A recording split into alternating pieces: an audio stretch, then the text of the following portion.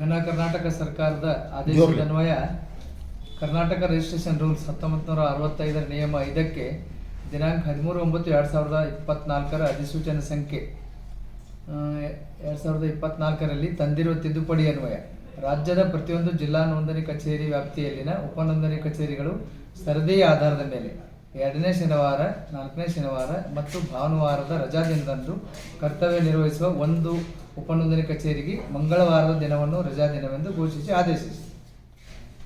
ಈ ಆದೇಶದ ಪ್ರಕಾರ ನಮ್ಮ ಚಿಕ್ಕೋಡಿ ತಾಲೂಕಿನ ಸದಲ್ಗಾ ಸಬ್ ರಿಜಿಸ್ಟರ್ ಆಫೀಸು ದಿನಾಂಕ 27/7/2021 ಭಾನುವಾರದಂದು ಸ್ಟಾರ್ಟ್ ಇರ್ತದೆ, ಕಾರ್ಯನಿರ್ವಹಿಸುತ್ತದೆ. ಸದಲ್ಗಾ ಕಚೇರಿ ತಾವು ಯಾರ್ಯಾರಿಗೆ ರಜಾ ಸಾರ್ವಜನಿಕರು ಇದರ ಬಗ್ಗೆ ಗಮನಿಸಬೇಕು.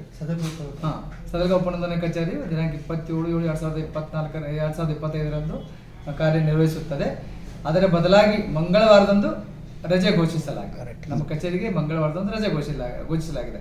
ಇದರ ಸದುಪಯೋಗವನ್ನು ಸಾರ್ವಜನಿಕರು ಪಡೆದುಕೊಳ್ಳಬೇಕೆಂದು ತಮ್ಮಲ್ಲಿ ವಿನಂತಿಸುತ್ತೇನೆ.